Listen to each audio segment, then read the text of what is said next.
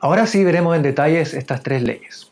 Fueron dirigidas especialmente al profesorado y detallan su escalafonamiento, sus deberes, sus obligaciones y también sus beneficios.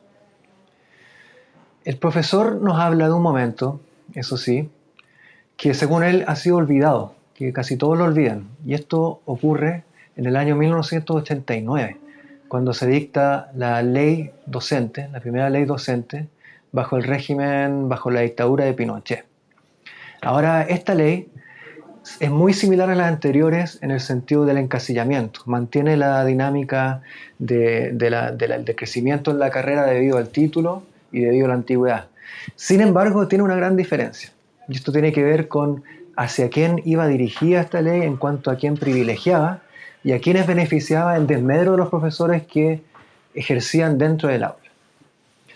También el profesor en este segmento nos va a explicar una hipótesis que él explica que hay un evento que genera un giro, un vuelco de 180 grados con respecto a lo que era hasta ese momento la tradición republicana del tratamiento a los profesores.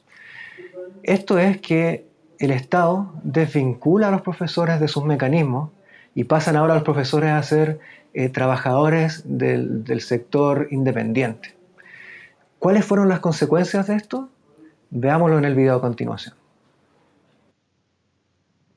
Hubo tres leyes dirigidas especialmente al profesorado y que detallaban sus requisitos de ingreso, en fin, su encasillamiento, como se dice hoy día, su escalafonamiento, su puesta en escalafón, ordenamiento en estructuras así ascendentes, y sus deberes, sus obligaciones y también sus beneficios.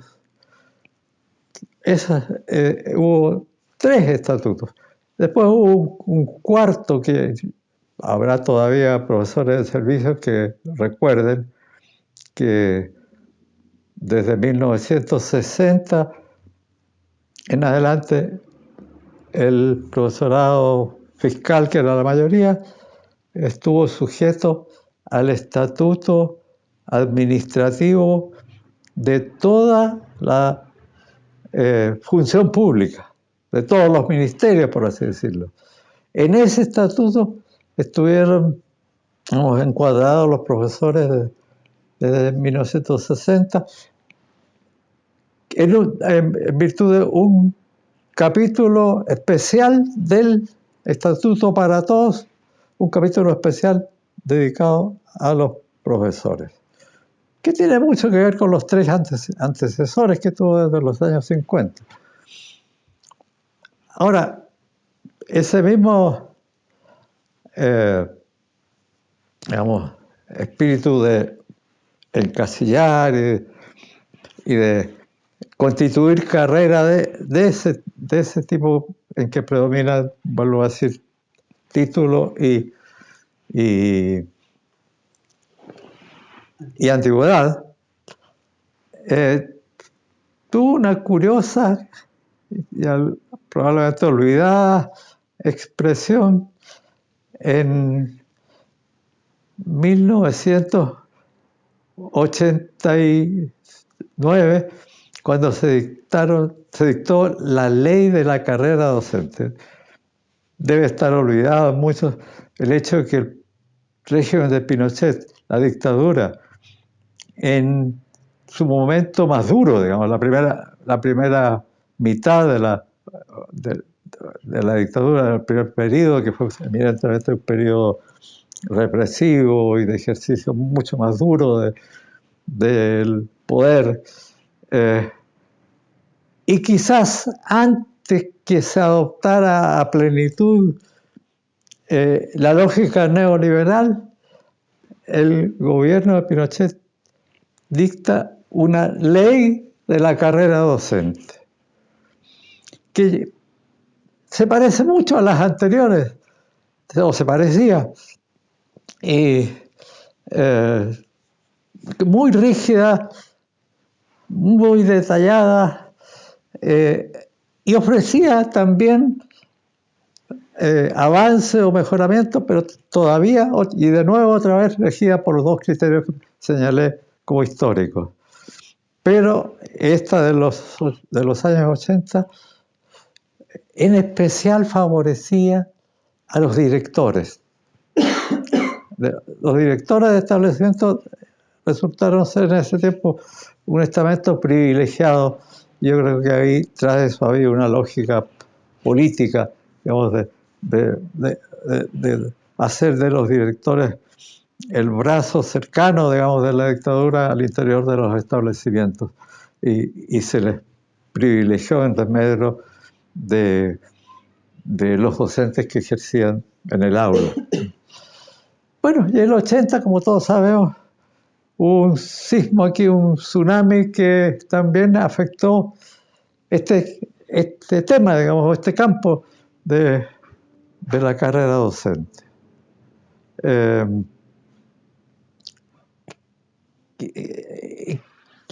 Ocurre, creo yo, mi hipótesis es que en 1980, a pesar de que 2 años antes había dictado esta ley, que es la última expresión, diría yo, del Estado docente, todavía, aún en dictadura.